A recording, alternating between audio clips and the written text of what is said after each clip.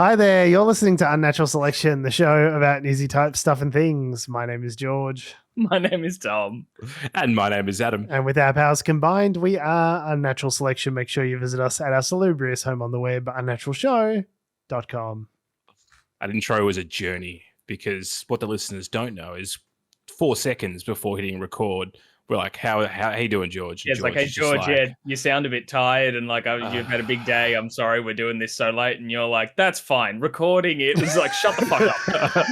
And then he was like, hey, guys. And then by the end of the intro, he was like, salubrious home. Yeah. Web. I hear your friendly concern. Shut up. I was able to muster off enough energy for 2/3 of the intro, and then it really just tapered off after that, didn't it? Yeah. But we are a podcast about newsy type stuff and things. If this is the first time, are we or listening, are we not a podcast? We're three white males that are digitally record our voices and our faces. So three white men on the internet, otherwise known as a podcast of men. Yeah. Podcast really should be the collective noun. Yes, thank you. I wouldn't have gotten there. A Murder of Crows, a podcast of dudes. Speaking of dudes, Donald Trump, everyone's favorite white male dude, has been ordered to pay Citation needed. Sorry, say again. Citation needed. Citation needed, yes. Has been ordered to pay $354.9 million in penalties for fraudulently overstating his net worth over this period of about a decade to get bankers to give him better loan terms. So basically what he was doing is systemically, whenever the government wants to know how much his stuff worth how much his stuff, being his properties, is worth in order to be able to tax him, he'll say, it's only worth a little tiny itty bitty amount. And then when he turns around to the banks and wants to borrow against those same properties as collateral for loans, he'll say, it's huge. It's the biggest. It's the best. Everything's amazing. Even like tripling the floor square footage of apartments and things like that. Just like straight up, like if anyone else was doing it, they'd be jailed for fraud. Just add a zero to the floor plan. Yeah, basically. Yeah. It's like, it's, 64,000 square feet or whatever. And it's just, all of that was nonsense in order to procure either more credit or more favorable credit terms. And I kind of feel like this is, to a certain extent, what really rich people do all the time, is they kind of take the ineffable and try to expand it or contract it at will in order to get the most favorable terms to them. But you might expect that someone would exaggerate or underplay by, like 10% how much these things are worth, not like not orders of magnitude, not like 10 times what these things are actually worth. Yeah. So it's much simpler to say it was just a typo. We just added the extra zero by accident. Yeah, 100%. So, but not fire that receptionist. The way, oh man, the way Trump and his cadre of shitbags did this was egregious. So egregious that the district attorney for the Southern District of New York decided to prosecute a case. And so he's been ordered to pay just under $500 million in Australian dollars. Yeah, I was going to say the punishment's like real serious. That's 354 million freedom bucks, which is like more than $500 million in Aussie dollar in dollar. So that's quite a lot. And obviously one of the consequences of this is that he's barred from owning and operating New York businesses for 3 years. The Trump organization now currently has like not like an auditor per se, but basically like a, I don't envy that guy. Like, basically like an administrator in there from the government that's just like making sure everything's going nice and legit. Wow. And they're just like permanently situated there kind of thing. Like, I hope the EAP provider for employee assistance plan is amazing. Like, I think to be the person who is making sure that a single Trump business, let alone the Trump empire in New York, which is like the epicenter of the Trump empire, that is running legit and above board My God, That is there's not enough hours in a day. That is a full-time plus job, like in the world, to be able to do that. Reasonable overtime expected in this role. Holy shit! The watering down of the previous sentence as well, which was the ruling was that they were going to dissolve all those companies, and there's sort of like a compromise. But effectively, what that means is what they're saying is that he's going to have to sell all his real estate assets effectively. Well, I think the reason they've done that is like presumably, if you're going to have to sell off a bunch of stuff, you want the businesses, you want the properties to be in good working order in order to get like maximum value for them in order to sell them. Whereas if they just dissolved it, then nobody gets anything, right? So, but yeah, also crucially, as part of this judgment, he's also not allowed to seek financing from organizations that are situated and registered for business in New York. Now, if you know anything about finance, you know that all of the major finance organizations in the Western Hemisphere are registered for business in New York. So what about Wallet Wizard? I hear they're great. Yeah, maybe Up. Maybe go and get a high interest saver at ING or Macquarie Bank. But yeah, basically every major financial institution that is worth their salt in America is registered for business in New York because it's the financial capital of the United States. So he's going to have a real trouble. Much. But basically like New York, London, Hong Kong, those are like the major kind of like financial centers of the world. So to not have access to capital through institutions in New York will be problematic, one might expect. Makes things difficult. There'd be ways around it though. Like, you get a friend to set up a third party company that has some sort of contractual agreement where they will somehow then send they'll do the bidding of he'll just deal with European banks or whatever that aren't registered in New York for whatever reason. Like they'll have ways around it, but it's like it makes life pretty extraordinarily difficult for the Trump organization to get liquidity. I mean, what'll probably happen is Jared Kushner will turn around to his mates the Saudis and go like, "Hey, you know how you gave us $2 billion to just like do shit with? You give us an extra."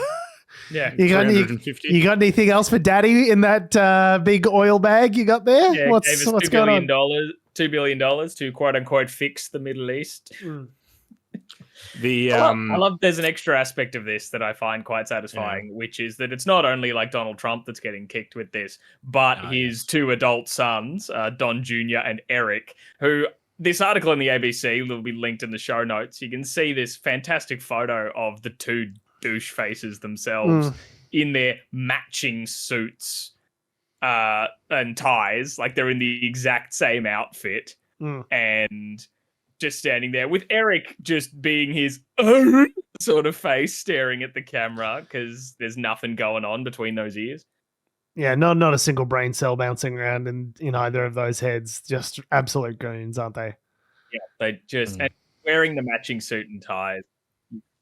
The other thing we should mention as well, this is a civil ruling. It's a civil case, so he is not, there's no criminal indictments in this, but he does have obviously several of those criminal cases. He's got enough.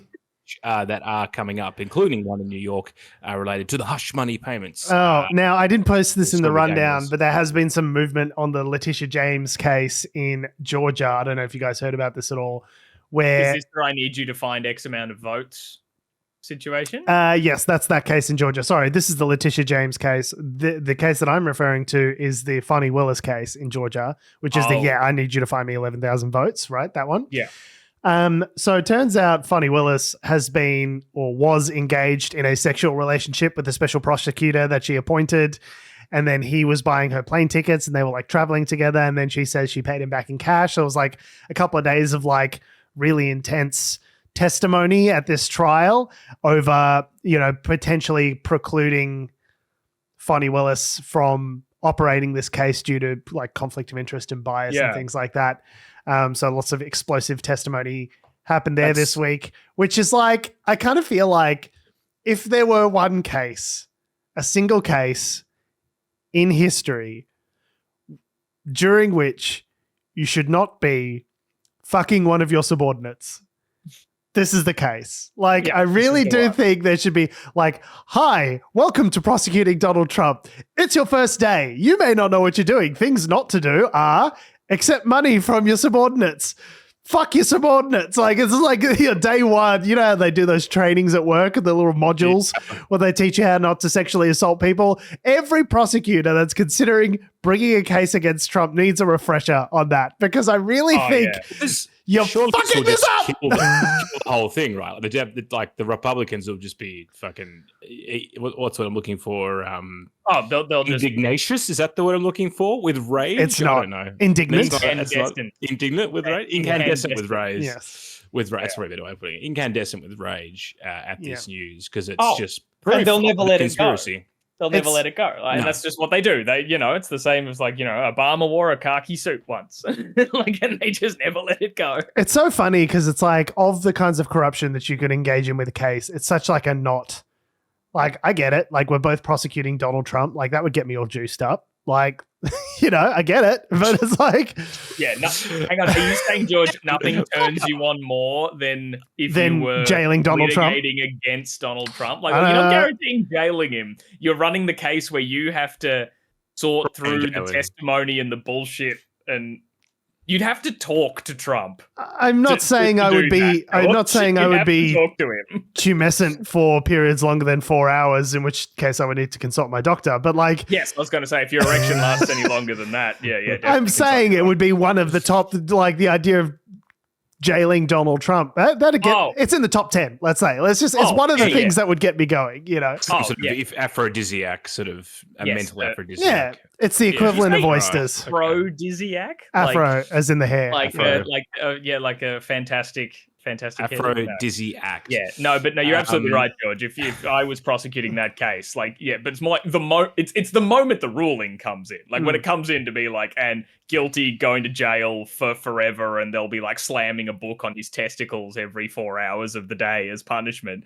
Yeah, that's when you're like, yeah, I'm jazzed up right now. But then not the prospect of, not on the many late nights of studying various torts or whatever. I don't know. I'm not a lawyer. Studying torts. Studying the tort. My dad went to law school and he's got books on torts. Like, it's a legal thing. I don't know what they are. He's told me before. Isn't there about 6 torts, I believe? Sure. He's told me what torts are at some point. Did I listen? At the time, probably. But I don't know what they are. Studying, important things, illegal things like torts and quiche Lorraine and, all the different tarts and torts. But apparently they were going down to Belize and fucking each other's brains out. And I'm just like, you know what? Get it, Take happiness where you can find it in this life. Get it, but after I would wait. Personally, I would wait. After you've jailed Teflon Don, that's when you fuck in the streets. I think you get a pass. You get a pass. It's just V-Day after the war. any indecency laws do not apply to you if you are the prosecutor who successfully sends Trump to jail. Obviously, as long as it's consensual. Yeah. But you get 1 day of jacking it in San Diego, and then that's it. With no judgment. Speaking of judgment, so you've got a bit of a yin and the yang in terms of the criminal outcomes you can have in different countries. So while Donald Trump is been ordered to pay the price, $349 million or whatever it was, and then you've got all these criminal cases stacked up against him. Meanwhile, you have what is allegedly just a generally nice opposition leader in Russia, Alexei Navalny, who was jailed a few years ago. He is now dead, allegedly, at age of 47. Allegedly, he's died in prison.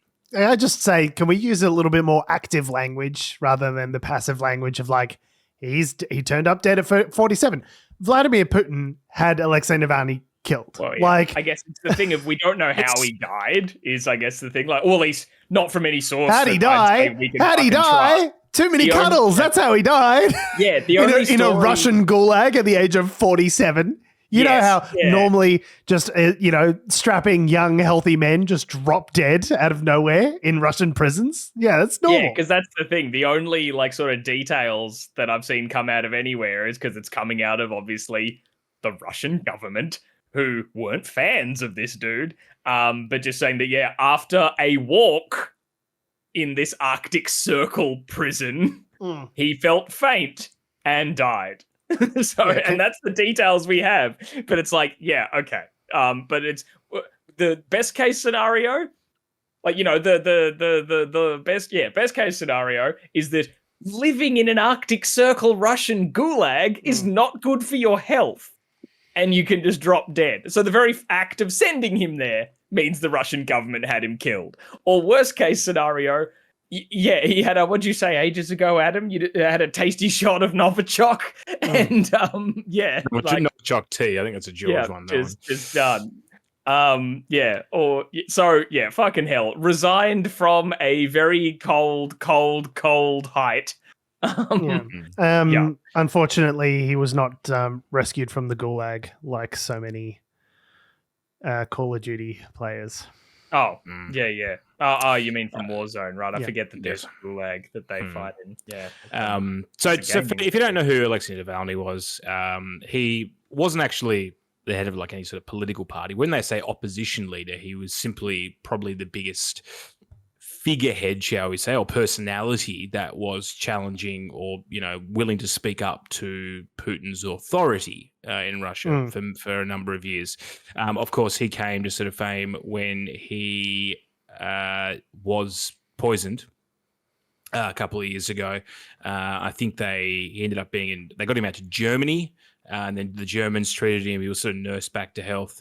And then at some point, he made his way back to Russia, at which point he was promptly arrested. Making his way back knowing that he would be arrested and likely die in jail as a result, which I can't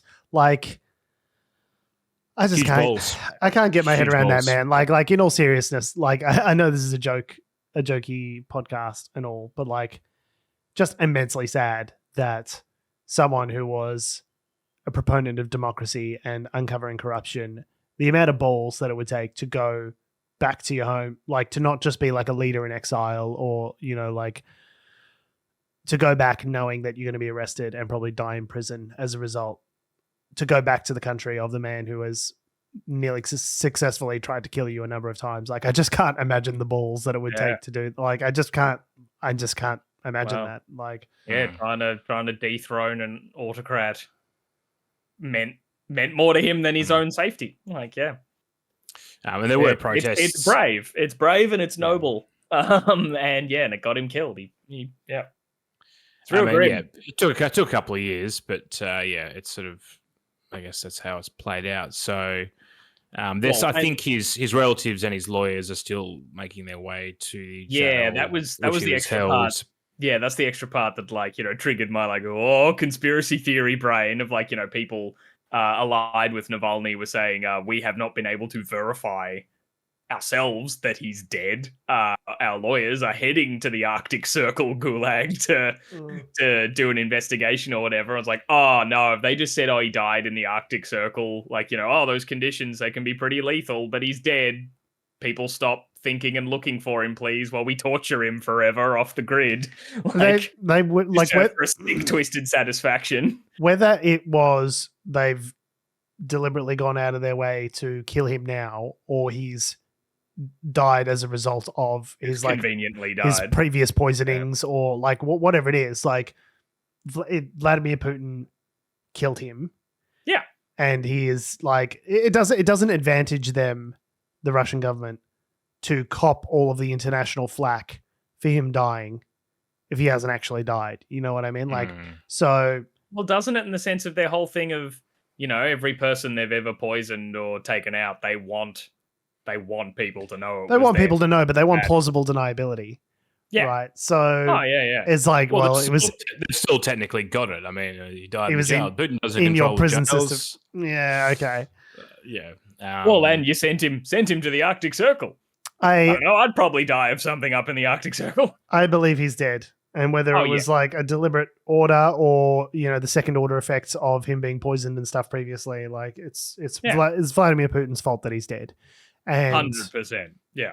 I don't. As much as I love indulging remember when conspiracy theories were fun? Yeah, it was fun. When birds weren't real. When the moon was hollow or whatever. It's like, oh, that was cute. And it's like, no, now it's like destroying our society. Yeah. As much as I love to indulge conspiracy theories, I think he really is dead, and he really is. And it's unfortunate because whilst he had his problems, he wasn't a perfect figurehead. He had some association with like ultra nationalists and things like that because he was trying to build a coalition of like anyone who's anti-Putin should be pro-me sort of thing. Yeah. He was a like, I would much rather have someone like Alexei Navalny running the country than Vladimir Putin.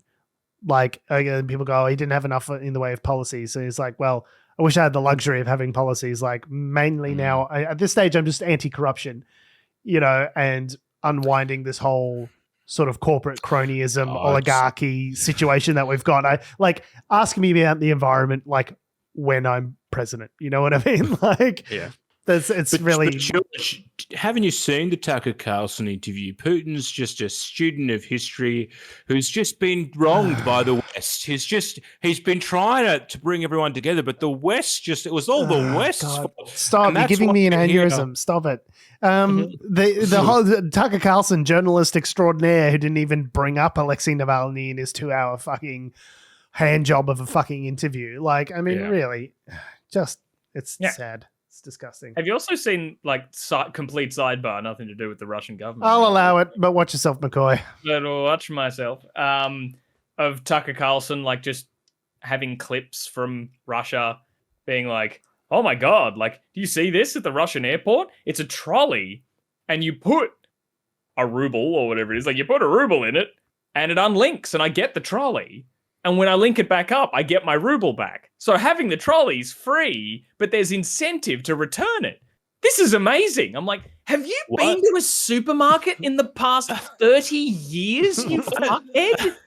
He's just surely like, that's a thing in the United States, like put a dime in or whatever the fuck they've got. I mean, surely. So Tucker Carlson probably just like whips some interns to go get his fucking shit. But yeah, he was just amazed by the concept of the whole using $1 to unlock a supermarket trolley. And then he was like, look at the cost of groceries here. Oh my God, like leftists must love like how cheap things are. And people were quick to point out like, yeah, but the percentage of that amount of money to the average Russian person's income is like astronomical. Yeah, having to explain having to explain purchasing power to this fucking lukewarm room temperature IQ fucking staring out into the middle distance puppy-eyed fucking moron. Yeah, what?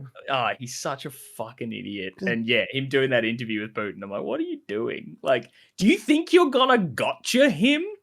He's Vladimir Putin. Yeah, no, like it was obviously real journalists have been trying to interview him every single day since the war began, and he hasn't taken any of those interviews because he knows he would get schooled. Like, Tucker Carlson was invited, to be very clear. So he was invited by the Kremlin to interview. He was singled out because of some of his previous comments as being the one American journalist who would also have cut through. Yeah. And he's the most useful, I think, George, you said, the most useful idiot that you could ever have. Like, most useful, most idiot. Mm-hmm. We've got old trucker Tom writing in saying, what's it like being Australian? Well, old trucker Tom, it's just like being American, but in the other direction. Speaking of Australia, Australian Border Force officials have removed suspected asylum seekers from Beagle Bay after a boat arrival. So maybe more than one boat, George. Who knows? Multi boats. You know, you can see Scott Morrison just firing up the old boat stopping gun again, just getting it going. I think opposite. I think we need to storm Scott Morrison's office and take back that fucking trophy. His "I stopped these" trophy with the boats. You clearly didn't. Boat just showed up, Scott. So give us the accolade back. You can't have it till you've done it. I'm sorry. You'll see, it's Labor's fault. Oh, of course. It's Labor's fault. It's always Labor's fault. The boats are coming. I mean, to be Well, I mean, how are the Liberals supposed to be responsible after a mere 13? How many years was it? 9 years in power. Well, they certainly can't be held responsible for a mere decade's worth of policies that eventuated in this outcome. Surely it's got to be Labor. They read about how soft Anthony Albanese was and how he couldn't remember the WPI, what was it? The unemployment percentage rate. And they just the people smugglers sitting there with their newspapers reading the Age and the Herald Sun in Jakarta, just lying back and going, "Oh, now's the time to strike." I mean, the linkage they'll try and go with, and I haven't read too much into it, but the immediate one that sinks to mind, comes to mind perhaps, is that they were made to release a bunch of prisoners who were in indefinite detention who had no alleged nationality. Who was? So this is the thing where they were made to release the 90 people who were stateless. Yeah, Right. stateless. Yeah. So that you could, if you were a Liberal campaign person, you could link that with this. But that was a High Court perhaps. decision. Like, it wasn't Labor policy. It was. It was a gonna say, decision you from the could. court. If you were a Liberal strategist, you could link those two. If you conveniently leave out the information that they were released because it was found that it was unlawful, It was unconstitutional. to not release them. Well, either way, I mean, you've got to wonder why sometimes people smugglers, fire it back up again, because I think like, it's fire largely up to do with money and not really, and the circumstances of the country in which people are trying to leave, not anything to do with any particular country's border policies. Because I don't know what my own country's border policies are. Like, it's because they're fleeing terrible circumstances and they want to go to wealthy nations where there is a good quality of life and the potential for them to get a job and be able to provide for themselves with a good quality of life. Like, any country, be it America, Australia, New Zealand, will service that. And there's nothing that an individual country's border policy is going to do that's going to affect people's willingness to come. Like, the willingness is there. It's the question of what the service that's being service, inverted commas, of the people smugglers. It's why is that all of a sudden a thing? But to be fair, this has probably been happening. Because remember with Operation Sovereign Borders, there was a media clampdown on this, right? So there was the news was suppressed basically when it came to anything like this happening. We've stopped the boats by stopping us telling you when boats arrive, so you don't know, so you assume that they've been stopped. It's a slightly longer plaque for an award, but Scott Morrison's trophy would have to be a lot bigger to fit all that in. I mean, until it was the eve of the 2022 election, and then he's and then they started sending out text messages being like, the immigrants are coming, they're swarming the borders, they know that Labor's going to win, you've got to get out and stop the immigrants arriving. Oh God, what a disgusting fucking government they were. Just absolutely fucking wretched. The Morrison government and Turnbull and Tony Abbott before him. Pin in that if you want to talk about the Nemesis stuff later. But so what happened specifically with these situations was that people who live near Beagle Bay in WA, it's a fairly remote sort of area of Australia. It's I thought 130 kilometers from Broome, I think was the nearest city. I thought I read somewhere. And Broome's not a big city either. Like no, pretty, it's not like Perth small. or somewhere. Yeah, it's a smaller one. But some locals of Beagle Bay were driving along one of the outback roads and came across a bunch of guys who they were like, you don't look like you're from around here. This is a pretty small town kind of area. Like, everyone kind of knows everyone. Who are you guys? And the pub yesterday. Who are you? Yeah, I was like, who are these men who look kind of lost and look like they've been through hell? And they're all like, we're guys from like Bangladesh and India. We arrived on a boat. We've been walking for 35 Ks in unknown Australian bush. And oh boy. And so they're like, come to town, we'll give you water, and like they sheltered them in the like local school, and then the police get involved and all that. But they just came across these guys in the bush. Like, it would make me shudder to think if they didn't. Like, they die out there. It gets the Australian bush is like ruthless. It like, is it's hot. so a scary place to be lost in. Broome is like in the not rainy season, it is just like 35 degrees. Hot, just like hot, dry, relentless heat. And WA is so big and so expansive. There's so much space. There's so much nothing. You could just land on a beach there somewhere and not encounter a town for like hundreds of kilometers in either direction, depending on where you land, right? If you go in the wrong direction, you'll just be walking through hot, dry, rough terrain. Yeah. You might encounter some dingoes or crocodiles or fucking the litany of things that make anyone not from Australia say, oh, Australia's a death trap, like our spiders, our snakes, all that sort of shit. So old Trucker Tom, what's it like being Australian? It's this is what it's like. If you don't live in the major cities, you gotta have your wits about you. And it's beautiful. Be a tough nut. It's a gorgeous country. I've been up to Broome. It's like it's a really beautiful part of the world, but it's like if you're not prepared to be out there, like it is hot and dangerous if you are unfamiliar with your resources and where you're supposed to be and where you're supposed to be going. Like I would not want to be. Credit to these people who saw these guys, where they, rather than kind of being like and kept going, they're like, yeah, you look like you're not from around here, and if you don't know what you're doing, it can be dangerous. So like, holy shit, we got to help these guys. Anyway, so they were taken to a local school. The local police sort of minded them, and then the government hurriedly sent a bunch of border force officers up to Broome because they weren't really. Someone got past the magic boat stopper. And they were then promptly boarded, sent onto a Nauru Airlines flight, and have been deported. Off to they've been sent to detention on Nauru. Yeah. So your question was what before George? What is the country's current border policy? It is still the same. It is still what it's been. Send you to torture, rape, death camp. I thought that we closed down. I thought that we closed down the Nauru facility. I thought that was Island, didn't we? Right, we closed Manus Island, but I think Nauru might still be operational. I think Nauru's operational. Manus Island or Christmas Island.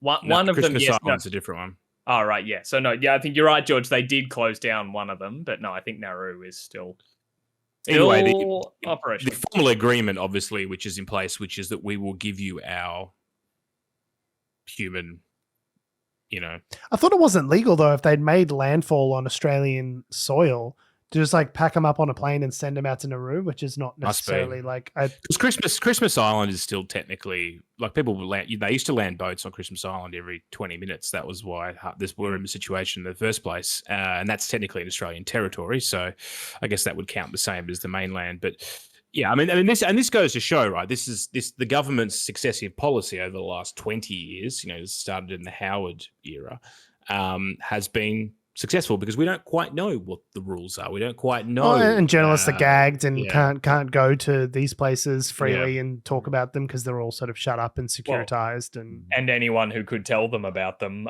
suffer extreme consequences thanks to our fucked laws around protecting whistleblowers. Could go on forever about the litany of issues that make this difficult. Yeah, this is a comedy show. I hasten to remind our listeners it's a comedy news show. Yeah, so. Comedy show. Yeah, comedy. In terms of Beagles are cute dogs, and the bay is named after them. Nailed it. Dingo and the baby. In terms of the people we're talking about, it's about 24 people. They arrived in potentially 1 to 3 sort of boats. We're not sure yet. But the fact that we don't know that they arrived is what Peter Dutton is seizing upon to accuse the Liberals of being, weak and everything. But who would be monitoring it but his beloved border force? You know what I mean? Like, if he's criticizing anyone, isn't he criticizing the departments that he used to run? Like, well, yeah, but they're now being run by other people. And when you're an opposition leader, you forget that you ever had anything to do with anything. You're just all about whinging. Fresh as the driven snow, born on the day that he became opposition leader, I guess. No previous tenure in government, no responsibilities. Well, much has actually been said of the Australian sort of sensor array to the north of the country. And it's meant to be able to pick up, like, with satellites and radar and patrols and other different things. It's meant to be able to pick up small boats that may well be It's coming from other countries. But like, in case we have not like highlighted this enough, it's an extremely large country. It is a large and like country. Not defensible and monitorable in all places at all times by any means. Like I remember, I think it was a World War II plan. If the Japanese invaded, was for us to just basically like fall back to Sydney. It was just like sacrifice the entire northern part of the continent because it's just like there's no possible way that we'd be able to defend all of this territory. Like that just would be a ludicrous expectation. That strategy is still an ongoing debate, by the way, in army circles in terms of how to actually defend the country. But I guess the point being is what it does show is that under the Liberals' Operation Sovereign Borders, we diverted a large part of our defence force to literally just doing border constabulary activities and intercepting boats. Over the last few years, we've sort of stopped doing that as much. Like we haven't, there's not as much of a naval presence patrolling around the north of Australia. So whether or not you can equate that to government policy or whether it's just the fact that over the years, we haven't had a consistent defense. We're talking about submarines that are going to be there in 20 to 30 years. They're coming, guys. We swear they're coming. Just hold your breath. Just definitely hang out for those submarines. Because there hasn't been a real priority on immediate numbers of ships, and we haven't invested really in the Navy in that way for quite a while. There is arguably a lack of available resources to do a lot of that patrol work, but anyway, I don't know if that's the fault of Labor. I would just say that's the fault of successive governments over the last 30 years. But anyway, so it'll be interesting to sort of see whether or not this is just a one-off or whether it is perhaps the start of, I don't know, some weird people smuggler special, get in quick and come to Australia. I don't know. So, I mean, I think what we can all agree is that it's an absolute migrant crisis. The boats have fired back up, and crisis. The boat stopper, Scotty's got to fire up his boat stopper again and sort them all out because we can all agree 21 people over 3 boats once every couple of years is a crisis. And if you don't think so, you're a fucking soft lefty piece of shit, pinko fuckwit. Oh, it's tipped us over the edge. It was exactly the threshold. Exactly the amount of people we just found is the exact amount that was necessary if this is a crisis, what was the bit before the crisis? What's the previous step? Is it zero then crisis or zero then crisis? Yeah, it's not. It's like how many beans equals a hill of beans. It's more than one. Yeah. By the way, just for a little bit of context, Italy's island of Lampedusa in 2023 saw 7,000 migrants arrive every 48 hours. Just for context, Lampedusa has a native population of 6,000 people. So it's the equivalent of 25 million people turning up every couple of days on Australia's shores. But no, absolute migrant crisis. There's no way there's no way we'll survive. Yeah. We'll barely maintain our status as an effective democracy. We're just going to be overwhelmed by the great unwashed turning up on the shores in their millions. So how many of those 6,000 every 48 hours turning up in Italy, how many of them were brown people? Most of them. That's why everyone was so upset. Okay, wow. All right, then 100%. Yeah. Because I was going to say if they weren't predominantly brown people, I mean that's the issue. Like these people were from brown places. Yeah, no, it certainly wasn't. That's a huge concern for our conservative opposition. Wasn't 7,000 Croatians turning up with steins of beer every 48 hours. That would obviously be fine. Is that what Croatians do? They turn up with steins of beer? Every Croatian I've seen. Wow, it sounds like I haven't seen any Croatians, so that's why. Sounds like the great Australian beer festival that we sometimes go to. Where it's at the end of the day, at the end of the day, they're like, "Oh yeah, so cool. Show's over. You can all go home now." And all 7,000 people, just who are more drunk than they've ever been in their lives, just unleashed on a single location in Melbourne. Yeah. Just like Croydon has just the population of Lampedusa full of drunk idiots just pouring out onto the streets. And we're all like, let's get donuts. Speaking of drunk idiots pouring out onto the streets, this is a great way to segue to the fallout of the Barnaby Joyce incident So we spoke about last week. Barnaby Joyce was videoed. Barnaby Joyce of the Nationals Party here in Australia, who's an NP, former Deputy Prime Minister. And future former Minister of Member of Parliament. Yeah. He was found videoed to be sort of lying down on the sidewalk while on the phone, fairly intoxicated. And mustering the phrase, dead fucking cunt. Dead fucking cunt. Whatever context. For reasons. To which his wife, who was on the other end of the phone, said he wasn't referring to me. So who was he referring to then? Is the further question. He must have seen the first episode of Nemesis. He was talking about Malcolm Turnbull. Yeah. All right. Yeah. I mean, maybe it's around right at the same time. So David Littleproud, who is now currently the Nationals leader, he managed to take, I guess, the leadership ballot off Barnaby Joyce. I don't know, after Barnaby Joyce. But how? With his keen political mind, the incisive political mind of Barnaby Joyce, how did he possibly steal the leadership away from him? The man has a keen interest in the goings-on, the theory of mind of his fellow politicians. How could he be outwitted, outfoxed in such a way? Not Barnaby Joyce, certainly not. Well, Barnaby Joyce may have stepped down. I actually can't remember how that happened. But David Littleproud has now urged Barnaby Joyce to take some leave after he's embarrassed himself. He's already taken leave of his senses. Hey-oh. Whether or not Barnaby Joyce takes that leave, I don't. The last thing the man needs is a boozy vacation right now. Like, clearly. Just a little trip to Koh Samui. Just head on down to Fiji, get a couple of pina coladas. No, Barnaby, no, that's not the point. You blew it. I have enjoyed, because as we also touched on last week, that there was already a chalk outline having been drawn next to the planter box that Barnaby Joyce was lying next to on Lonsdale Street in Braddon in Canberra, and then someone noticed that it had been power washed off, like you could just see the spot and it was just drenched and it was gone, so someone was like, this is just going to encourage people to do more.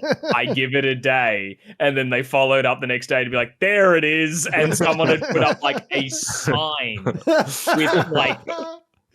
graphics on it and stuff. Like, people have just been like going to town on this one spot. This is the one thing that I love about internet culture is they're just relentless mockery of people in positions of power and like the absolute refusal to like play by the ball. Yeah, to let it go. Yeah, it's the one good thing about internet culture. Yeah, it's like, you've shown us that this annoys you. We're not going to let it go. I want a Barnaby Joyce memorial plaque, where it's like you go to Rome or something. It's like, oh, John Keats used to live in this house. Lord Byron used to write poetry here. Like, that's what it should be on this planter. Just, this is where Barnaby Joyce graciously met the end of his political career. Someone else was also quick to point out that the planter, right, he was sitting on the corner of it. So like the corner of the planter, and then there's the plants behind him, and he fell, quote unquote, and was lying on the ground. On the complete opposite side of that planter is a bench. Like, the planter doesn't go for the whole length of the structure. It goes for half of it, and then there's a flat wooden bit for sitting. Yeah, but he wasn't sitting there. He was sitting on the corner. Guys, we're thinking too hard about it. If you're drunk, sometimes you just want to have a lay down. I've been there. I've done that. You just want to have a little nap, little kip, little lay down. Yeah, but Adam, you're not a former deputy prime minister. Like, you understand the difference. Like, you're nobody. not nobody. You're somebody to me. You're not nobody till somebody loves you. I've got you under my skin. But like, you're just a regular person is what I mean. Like, if you do something silly on a night out, like that's nothing. As long as it's not criminal, that's fine. I would argue that someone who was almost nearly prime minister should be held to a slightly higher standard than Adam Christopher Doreen. Like, that's my argument. Feel free to, rebuff me on that. But well, George, joke's on you, because in 30 years when I'm Prime Minister, this video will come back and haunt me. Boy, will I have a bunch of like earnest direct-to-camera commentary about Adam Christopher Doreen to be aired in a future Nemesis series. Speaking of them, I was going to say, Adam, just do not mention 30 news polls. Don't do it. Don't mention 30 news polls. Don't do it. Don't put a number to it. I'm here from the future to tell you there's no amount of news polls that it's gonna help you out. It's all going to be bad news.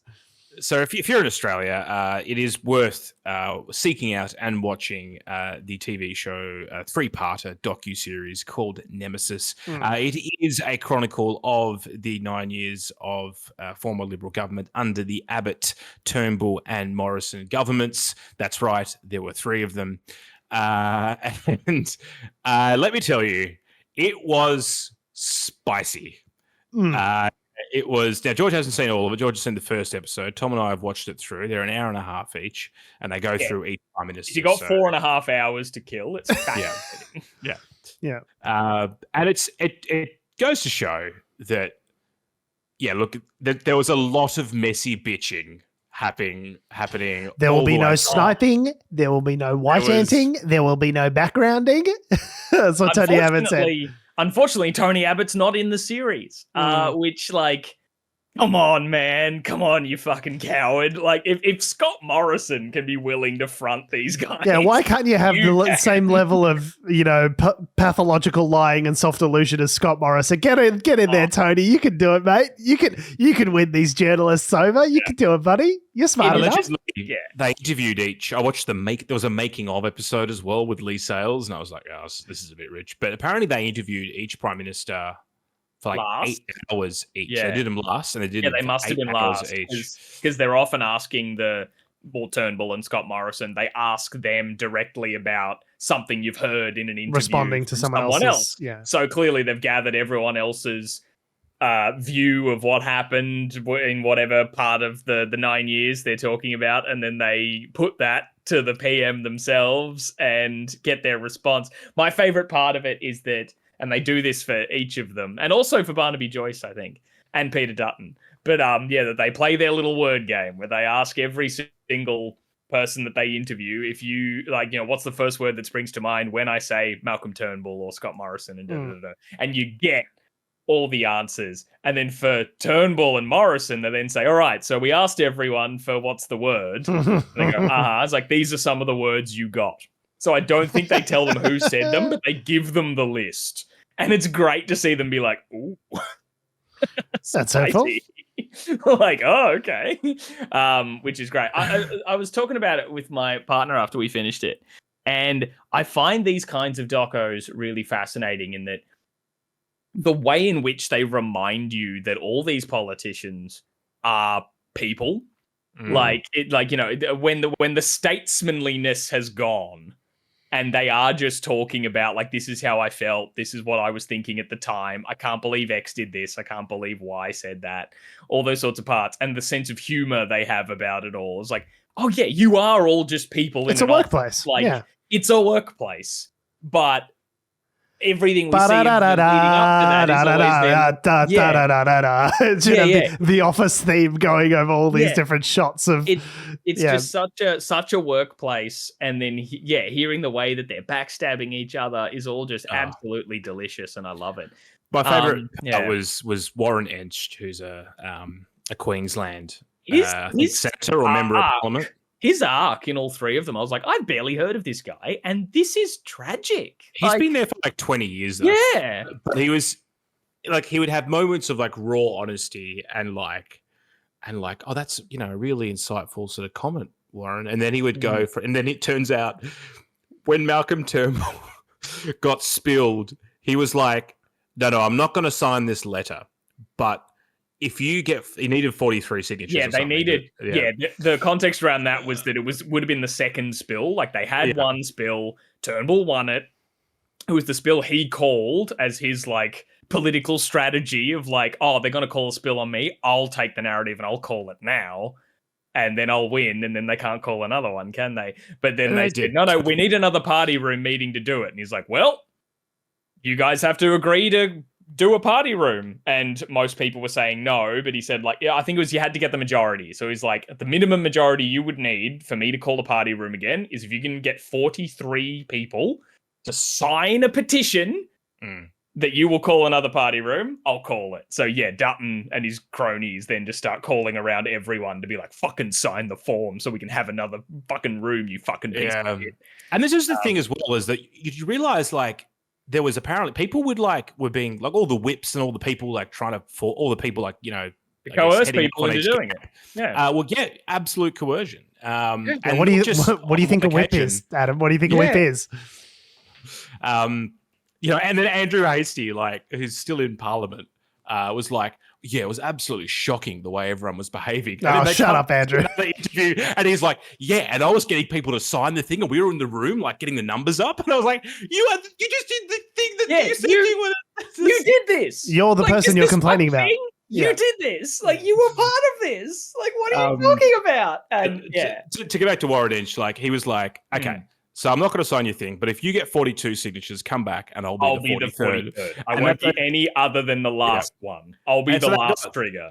They got the 42 signatures. They go back up to him and he writes on the thing, signs it. And then he's like, for Brendan Nelson.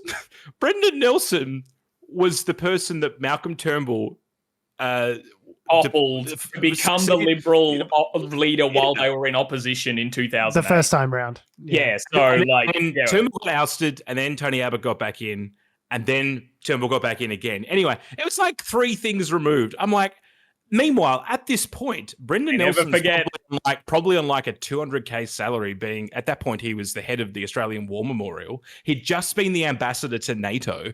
I'm pretty sure Brendan Nelson's doing fine. Warren, chill out. I think, it was a Shakespearean kind of justice for our fallen comrades, and it's they have this.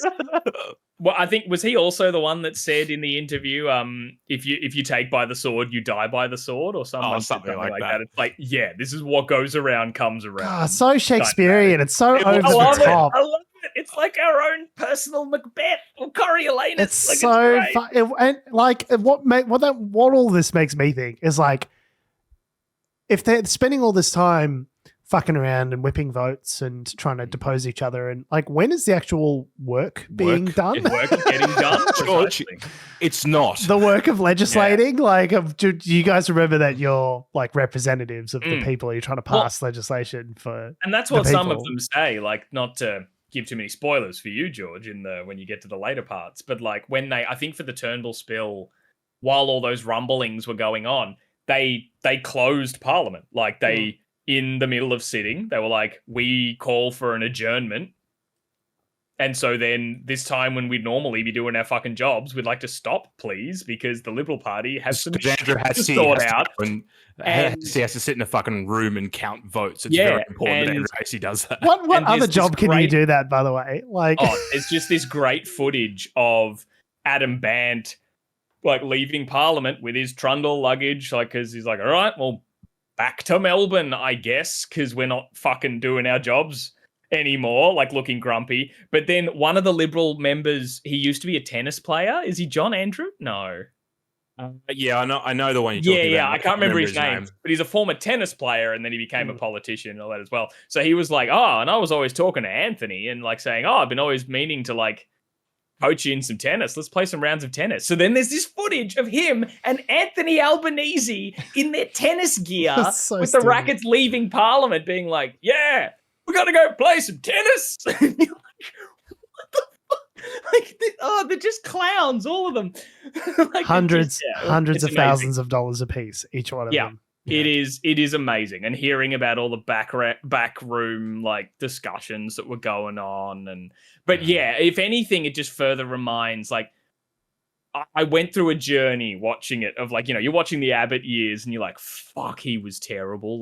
These what a ruthless agenda they were on, and he's a walking gaff machine and just all the crazy bullshit he did. And then you get to Turnbull and you're like, oh God, some of the things they were doing were so shit, but it's because he was stifled by the more conservative arm of the party. But also he's such an egomaniac, kind of weirdo, smug shithead. He's such a wanker. And then we get to Scott Morrison and I'm like, fuck you. Whenever he starts talking, then have a thing. And then he's like, oh, I don't accept that. I'm like, hey, shit, Scott. Fuck you. We barely heard half the things he said because we'd just be like, boo, whenever he started talking. It's so funny because Scott Morrison does appear in the first part, which I have seen. And it's I've deliberately chosen to go to iView and turn this on and put this on my television. And yet every time Scott Morrison opens his mouth, I'm just yelling at my television. I did this to myself. Like, I didn't have to watch this.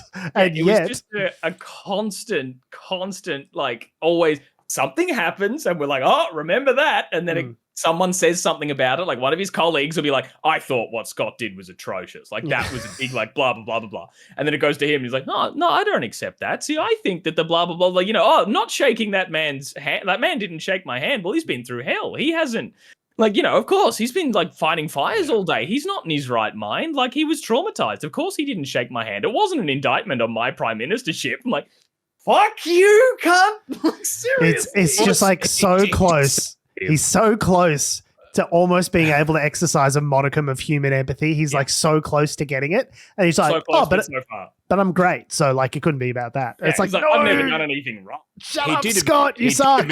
His biggest regret is that he didn't learn the words to April Sun in Cuba. Yeah. No, he did. I think he did say that he does regret that first couple of months and the way he didn't connect with the Australian people or something. Yeah, he lacked an emotional connection with the Australian people. Yeah. Unlike the latter months, in which case, when he was Mother Teresa and connecting on an emotional level deeply with all of us individually. I mean, or when he was pushing be nicer to Christians. Like, definitely. I'd forgotten about that, by the way, until I was like, oh yeah, that's a thing. They don't talk about sports rorts. Yeah. Once in the car parks. It just doesn't come up. And I was like, are you kidding me? I want you to grill all these cunts on that. They did have to cut. So I was going to say it'd be a 40-hour documentary if we were really to catalog every single one of their rorts and shamefaced situations. Like, that has to be the point. If you're putting this show together, it's like we have to like detail it all. It's gonna be a 10-part Netflix premiere documentary series. It's how to catch. What was that? How to Catch a Murderer? What was that show? I know the one you mean. I can't remember. Making a Murderer. Making a Murderer. That was it. In the making of, they did say that. So they interviewed about 90 people initially. They approached it, and then I think they ended up putting around 60 people on air in total across the 3 episodes. Some of those were longer than others. The Prime Ministers had about 8 hours of material each. But they did basically say that, there was a whole heap of stuff that they just couldn't do. Couldn't get in for whatever reason, because the ABC was Andrews like, have 4 hours. Dan Andrews being in it surprised me. Mm. I was wasn't expecting him to be there, and he had some interesting insights. Well, I mean, the Liberal Party nationalised him as a figure by hoeing into him during the pandemic, right? Like, they made him into that. They made him a national figure. Yeah, he's only in the Scott Morrison episode, like talking about COVID sort of stuff. But it was really interesting. And I don't know, I feel my favorite aspect of it is the very end of seeing everyone's end of their interviews. Like, where it's like, all right, we're done. They're like, cool, you got everything you need. Like, and you sort of see them like drop it a little bit and be like, that got spicy. Or like John Howard says something like, have you got some colorful language from anybody? You're like, they all know. It's that episode of Veep where like she, Julia Louis-Dreyfus wants to know who in her cabinet called her a cunt. Yeah. And then at the end of the episode, she's like, all right, who was it? Was it everyone? Yeah, was it everyone? It was everyone, wasn't it? And you find out everyone's called her a cunt at some point. It's like, I imagine that's what I want. Like, I was hoping that's what Turnbull's interview ended with. Just like, all right, and how many of them called me a cunt? Was it all? And he just looks at the list. It's just, all of them. Yeah. Yeah. So did we have anything else on the Nemesis stuff, or just watch it? If you've had even a surface level interest in like sort of any of the Australian politics that's happened in the last 10 years, like I think even like I know probably people would be much more interested in the more recent stuff, like I guess COVID and the bushfires and all that was a much more like everyone talked about that rather than us who are chronically online. But watch the other two as well, because there'll have A, been stuff you've forgotten, but B, it's just a fascinating look at how this all works and seeing how they got to the shit that you do remember. It's fascinating, so even if you're not a politics head. Nemesis on iView, which is available to residents of Australia. I don't think there's a citizenship check if you log into iView. Do they have questions like on the citizenship test of like someone's hosting a barbecue and you brought X meat? Is it okay to eat the other stuff that someone brought? Are you an A? Citizenship test? A dead fucking cunt. B. So just to close out the Barnaby Joyce story, so Littleproud has sort of advised Barnaby to take some leave, saying, quote, "This is more about not necessarily the medication, but around the family circumstances. And I think that it's important that, as I said to him, it's important that he's there for his family." To which Barnaby Joyce said, which a family? I got a 5. Yeah, which one? Which one? He's just got 2, George. So sorry, only 2 families. Sorry, two or 3. Yeah, just 2. Now, whether or not he takes that leave is another question. But imagine you can find out a bit more about how he feels about other people telling him what to do. Imagine it being a national news story that you're publicly drunk and your workplace is like, maybe take some leave, rather than we're going to shoot you out of a cannon into the sun. Yeah. Doesn't matter what he does. The people of New England will just keep electing him until he dies. Yeah, that's what's going to happen. So New England, have fun. Yeah, but this is like, your candidate. Meanwhile, he tells it like it is. Meanwhile, if it was Sarah Hanson Young getting sloshed, I think a News Corp would detonate. With a thermonuclear bomb would detonate at News Corp headquarters.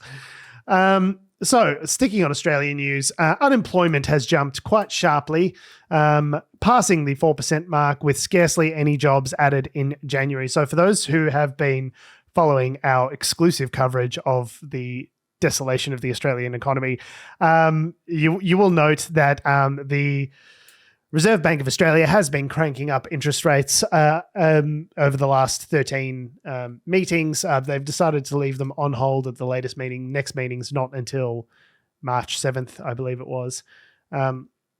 But what they've been trying to do in raising interest rates is to raise the borrowing costs for anyone with a mortgage, like myself, in order to stop them from going and spending that money in the economy, thus taking demand away from the economy, theoretically slowing down the increase of prices of goods, otherwise known as inflation. Now, the idea is to do this with what they call a soft landing, which is to sap away the demand, but not so much so that it crashes the economy.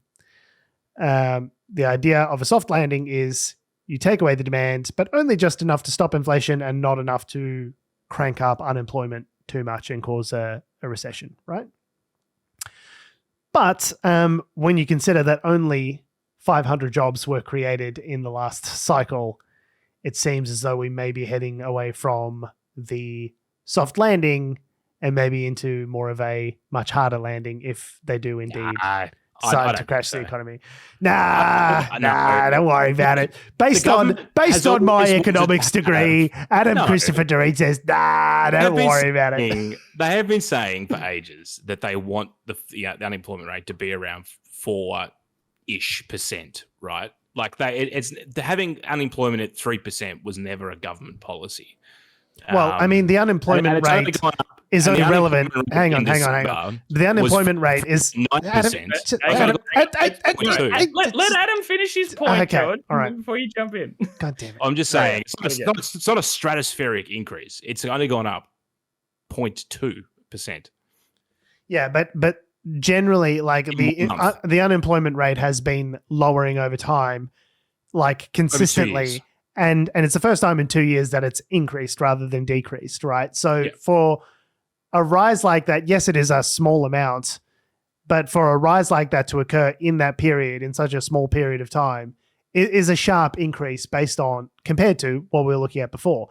Now, but the thing is, the Reserve Bank of Australia isn't really concerned about the unemployment rate. What they're concerned about is inflation. Okay, so whether the unemployment rate's at 5% or 10%, as long as inflation's between 2 and 3%, they don't really give a shit what the unemployment rate is, right? And so what's happening is you're having these cascading effects throughout the economy where, because interest rates have been at a sustained high level and getting higher over the last couple of years, you're having, in the last couple of months, presentations at homelessness services start to double and triple. Okay, compared to the use of food banks and other kind of like measures of last resort for people have started to increase dramatically over the last 6 months. Now, I don't think that's an accident. I don't think there's a coincidence between consumer spending decreasing and people going into homelessness and states of deprivation. No, like that's definitely happening. That's definitely happening. It's definitely happening. The unemployment rate is not. It's not the canary in the coal mine. Is my point. There are other factors at play. I would say, like the one you just mentioned, that's probably more prevalent. I think it could be though, because if you don't have a job, then you have no other way of providing for yourself. Like it's all well and good to talk about the theoretical person who theoretically has less money in their theoretical pocket and then theoretically doesn't go and buy as much stuff. But what it translates to is job losses. And when someone in a state of privation loses a job during a cost of living crisis, like we are essentially throwing tens of thousands of Australians under the bus in order to make inflation numbers look good. Like that is the practical effect of what we're talking about here. And I don't think enough attention has been paid to, okay, we seem to be getting inflation under control. Like maybe it is the start. The indications that inflation was getting under control started and have been maintained as of like December last year. We're not having another meeting of the Reserve Bank of Australia until March. So March 19th. 19th. So it's like it is Mark your calendars. It is a while now before the next meeting, and it'll be, say they do cut rates at the next meeting, it'll be months again before that actually starts feeding into the economy. Like I think given what they call long and variable lags, I worry that we're all just, was sort of going easy as she goes, seeing how things plan out. And by the time things actually get bad enough for the Reserve Bank of Australia to actually act, it's already going to be too late. And I think we could see we're already in a per capita recession, right? So that's already happened where the amount of GDP per person has fallen below what it was before.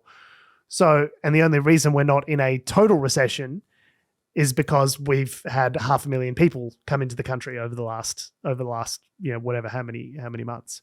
So I think the idea that they're just going to leave rates on hold and like see how she goes for another 2 months seems like, I'm just saying cut rates, you cowards. Daddy needs his home loan repayments to go down. It's really making me suffer. Yeah. So there's definitely, like, George is personally suffering, shall we say, with this. It's a struggle. It's a struggle. We've got our first baby. My wife is not able to work during this time, so we're both on one income and with a mortgage that's like more or less doubled over the last couple of years. So it's like, this is really affects how much money people have in their pockets to go and do things and live their lives. It is causing a lot of stress. And I'm in a fortunate position. I'm not in a position where I'm going to be forced to sell my house or anything like that as a result of it. But like, there are plenty of people who aren't and killing jobs and forcing people out into a state of... This is the reality of economic policy, though. Like, what we're talking about is the human factor.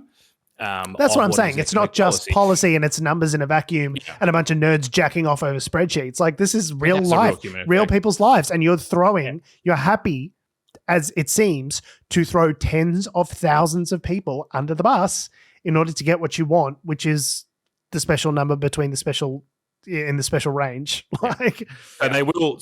Unemployment is forecasted to go up to 4.3% in the next couple of months, and that's sort of roughly where they think it'll sit before, and it sort of adjusts out basically. And the thing being as well, keep in mind the government's policy is for quote unquote full employment, but their definition of full employment in terms of the government is that everyone who wants a job should be able to find one without having to search for too long.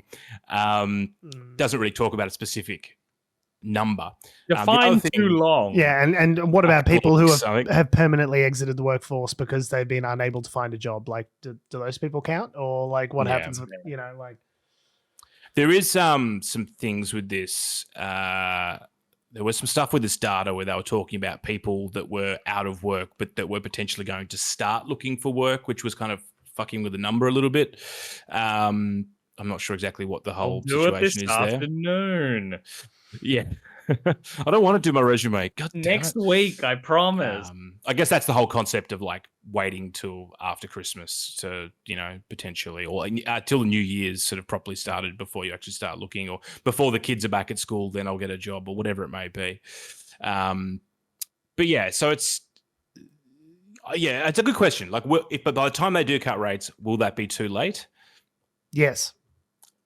Yeah. But this is what they do. They bullwhip. They wait too long until an obvious trend is established, and then they overreact. That's what they did when lowering rates during the pandemic. And they go, we don't see any rate rises happening till 2024.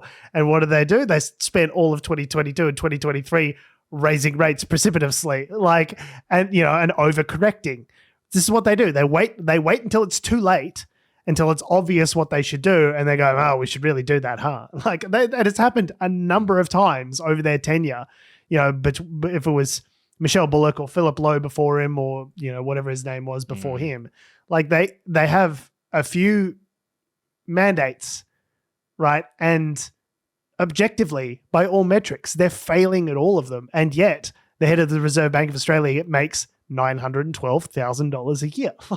I don't know what other industry you could be so professionally wrong all of the time and still get paid $1 million. What? Sign me up for that job, because I can be absolutely as fucking wrong as Michelle Bullock. Well, inflation is coming down, but there has been talk around, we discussed this on the podcast where, the Reserve Bank probably doesn't have some of the data that some of their overseas contemporaries have. And secondly, the rate at which they have meetings, at least in the past, wasn't as frequent as some other countries as well. So it's more frequent. It's less frequent now than it was. Given the new rules, they're meeting once it's 8 times a year as opposed to 11. So they're actually meeting less frequently than they were before, which I don't know how that's supposed to help anything, but okay. I think we have discussed this, and I can't remember what the take home of that was. I think it was something to do with, making too many adjustments. Like a soft hand is a better hand. I don't remember. For whatever reason, they reckon that's a better way of doing it, perhaps. But I guess we'll see. Time will tell, as it always does. Now, interesting little survey that came out this week, and we'll end. This is our last story for today.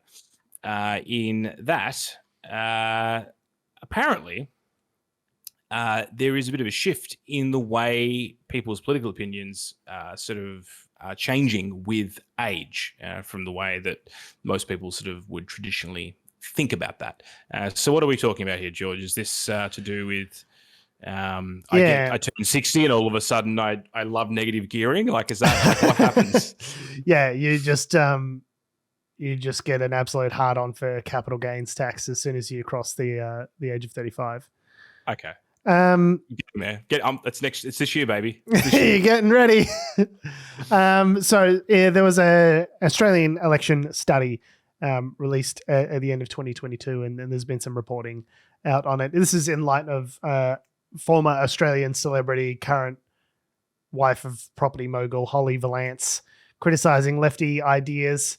Star of the seminal 2006 film adaptation of the video game Dead or Alive, George. Yeah, show some respect. The woman's singer of, was it Kiss Kiss? Is that the song? That Kiss, the very same.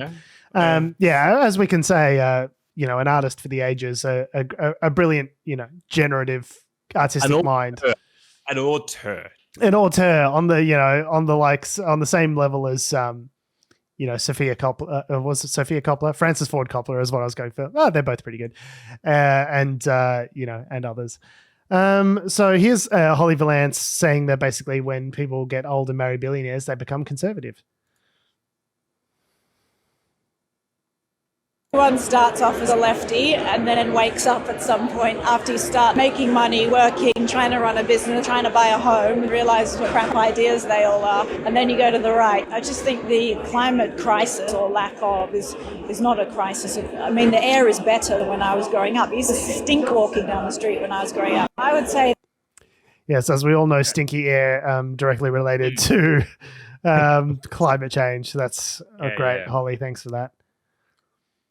Insight, as it turns out, which is also the name of an SBS show, which this article that we're reading from is from.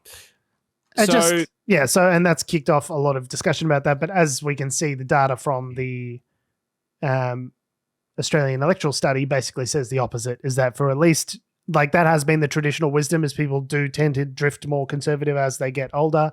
There's that saying that's attributed to Winston Churchill that, you know, if you're not a lefty when you're 25, you don't have a heart. And if you're not a conservative by the time you're 35, you don't have a brain. Like, that has been true. People do get more conservative as they age. But for Gen Zs and millennials, it's not. We've started further left and we're staying further left. Like, as we get older, some of the elder millennials are in their 40s now, like, not getting more conservative, if anything, getting more radically left. And I just thought that was interesting. And I wonder if, I'd like to get your guys' interpretation of what you think this actually means for us. A lot of people say it's about the environment and about climate change, and, you know, the right wing has sort of isolated a lot of young people because of their rhetoric on those issues. But I think my personal pet favorite theory on this is that it's about, to be a conservative suggests that you want to conserve things as they are, that you like the status quo as it is because it's benefiting you in some way. And so you want to keep it as it is. You don't want things to change too much because you're benefiting. If you have not been able to accumulate capital because buying a house is prohibitively expensive, if you haven't been able to develop wealth, if you see a society and institutions that are crumbling, doesn't it kind of make sense that you wouldn't want to conserve that? Like, that status quo is not good for you and you wouldn't want to keep that as it is. So naturally you have politics that are more reactionary and leftist and more about distribution and, like, fairness for climate change. Like, it stands to reason to me that you only want to be conservative if you want to conserve things how they are. And the planet is so fucked up that a lot of people of our generation go, actually, this is not how I would like to keep things. Thank you very much. And that's why they're turning away from conservatives. What do you guys think? Yeah, no, I think that sounds pretty much bang on sort of there. It's like, you're absolutely right that conservative people want to be, it's in the name. They are conserving something. And what they are wanting to conserve is the benefits to them. Like Holly Valance hits the nail on the head right there, right? Like, she mentions making money. And so it's when you have accumulated wealth. To be clear, you are wanting to be conserving. Like, as soon as you start making money, you become more conservative because you're wanting to conserve the wealth that you have. Like, I know, like, yes, I'm oversimplifying it, but she did marry a property billionaire. She didn't actually make a bunch of money herself, to be clear, but she made some. But not more successful than me, put it that way. How many of us were stars of the seminal 2006 movie adaptation of the video game Dead or Alive? None of us. And singer of Club Banger, Kiss Kiss. Look, and a better analogous, vehicle for success, I couldn't possibly name. So, yeah, no, 100%. That movie also starred Eric Roberts, I believe, as the villain. Whose sole plan was to amass a tournament of ultimate fighters and download their fighting skills into a pair of sunglasses to make him the ultimate warrior. No, I'm not making that up. That is the plot of the film. Well, when you've got artistic genius like that, she deserves everything she got, every penny. The woman's a genius. Had a great time watching that when I was 15. Anywho, but yeah, no, it's exactly that. Like, it's the conserving a situation or a society that ultimately benefits you. But as we've sort of seen, the knock-on effect from earlier generations conserving a society that benefited them, it has benefited the younger generations much less. So of course they are much more inclined and radicalized to change it. You haven't given a shit. So it's like if millennials haven't been able to accrue wealth and capital, and if all the boomers have pulled the ladder up after them, they've gotten a free education, booming property prices, booming, housing market, booming stock. And then they've turned around and said, actually, you can't have any of these things. It's too expensive. Like, do they expect to entice younger voters with that? It's like you're starting $100,000 behind the line with a big HECS debt before you even start your working life. And then they go, don't you want to keep things as they are? And they're like, not really. This sucks. What do you expect? Like, you want us to vote for you? Like, why would we do that? For free? Yeah. This for free? This thing I now have a lot of debt for? Huh? Yeah, I've accrued over 70 grand worth of hex debt in my lifetime. 70 grand behind the line before the starting gun's even gone off. So now we're not only expected to pay off a house, a car, but we're also putting a couple $100 aside every paycheck for hex debt as well. And we're meant to be living and laughing and loving and stimulating the economy and thriving and voting conservative. It's like, in what possible universe do you think that's going to be people's first choice? Like, I hate to be the bearer of bad news for the Liberal Party, but if you want people to vote for you, you need to give them something. Like, people need to benefit somewhat from you being in power for them to want to vote for you. Adam? Yeah, I mean, the only thing I'd probably add to that would be that the other thing, I guess, that sort of wakes people up to some of this stuff, apart from the fact that, you can sort of see it, if you're personally affected by it. But, we live in a big echo chamber where voices and messages are translated and shared and in ways that weren't possible before. When I was growing up, you watch the 6 o'clock news bulletin, you read the paper, and that's as much political discourse as you get. And you get your opinion directly from Rupert Murdoch and his... And you don't talk... and you don't think about it too much. And the other thing being is, like, there's probably a change in the way we view these kind of issues. Like, some of this probably wouldn't be dinner conversation 20 or 30 years ago, but now, I think it's almost not necessarily cool to be engaged with these issues, but people often, I think want to engage with these issues, and it's seen as being not, I don't want to say the word woke, but like it's a way of people sort of feeling, I guess, engaged in their community or their society in a way that probably wasn't as prevalent for a younger generation growing up. I think for us, like from Millennials, a lot of the,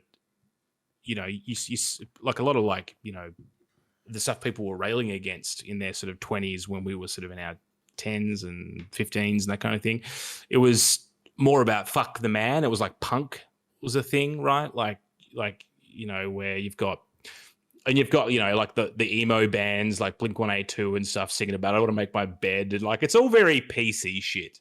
It's not really but it's also not a something that's like directed towards a particular social issue. Are you telling me that of... Blink-182 was not at the cutting edge of incisive political commentary? Because I for one do not believe you.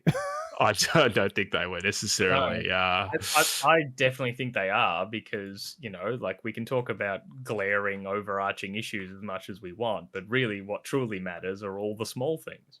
Very good. Well, that's, maybe they'll write a song for Adam. Call it Adam's song. Expand a little bit more on what you're saying there about dinner table issues. What you sort of meant by that? Well, like it's the old adage: you don't talk about politics around the dinner table because it's divisive. And so I think these days, I mean, we are perhaps a bit more divided on that front. There are sharper lines along left and right than there previously were. And perhaps that is because we are more willing to engage in what people think deep down. So it could be a good thing or it could be a bad thing, but like we're more aware, but because we're more aware, perhaps we are also somewhat more polarized, antagonistic and polarized, towards people with differing political views or whatever else. But Ezra Klein in his book, Why We're So Polarized, calls it the great sorting. So basically, like, people are a lot more aware of politics nowadays, but by becoming aware, you kind of sort yourself into one of two camps. Like, either you're the pro-gun, anti-climate change, anti-abortion right wing, or you're the opposite of that, which is pro-choice, anti-climate change. You kind of, by nature of your personality, will sort yourself into one of those two camps and then start aligning the rest of your views to fit with what those camps say, right? So, and I think we're seeing that in Australian politics as well. I also think it was an era of prosperity back then as well. Like the 90s was an era of like 20 consecutive years of untrammeled economic growth. And so the kind of problems that people had they seem kind of like almost a bit juvenile now. That it's like, we got real problems. We've got a pandemic, we've got a global financial crisis, we've got Things were completely perfect, but they definitely were simpler. There was an upward trajectory in terms of there were more democracies every year. Like the specter of the Soviet Union was in the rear view mirror. Like it really felt like interest rates were higher, and there were. But houses didn't. But houses were a third of the price. Was pretty high. I'm not going to say it was like if you were a working class family in the 90s, there were definitely challenges, but it was tough, but it felt like it was getting better. You could climb your way out of it eventually is probably the point. Now I feel a real despondency in or maybe that's just because I'm in my mid 30s and I'm just feeling depressed, but it's like, I feel like there is like a malaise in the society that it feels much more adult and much darker, like later seasons of The Sopranos, like it just feels, it's a kind of like glum in a way that it wasn't, it didn't feel that way. Or is it just that you've been watching The Sopranos, you've been binging the fuck out of it, and you are now Tony Soprano? It's pretty sad. What's happened? The ducks left the pool, and the ducks represent his family. Yeah. Just middle-aged dads love birds. It's just special having them around in the backyard. And I feel like I don't have children yet, but I'm almost getting there. Birds are great. I see birds, I'm like, oh, isn't that nice? That's a king parrot. They're trying to fly. The little babies are trying to fly for the first time. We had like a kestrel or a hawk or something literally in a tree outside this window the other day, and it was trying to get into the bird nest, which is basically a little hole in the wall of the neighboring dwelling. I'm in an apartment building. And it was like trying to get in there to eat whatever chicks or whatever were in there. I was like, you stay away from those little birds, man. You fuck off. Oh, you're so graceful. Just get out of the way. Yeah, nature's cruel. Damn nature.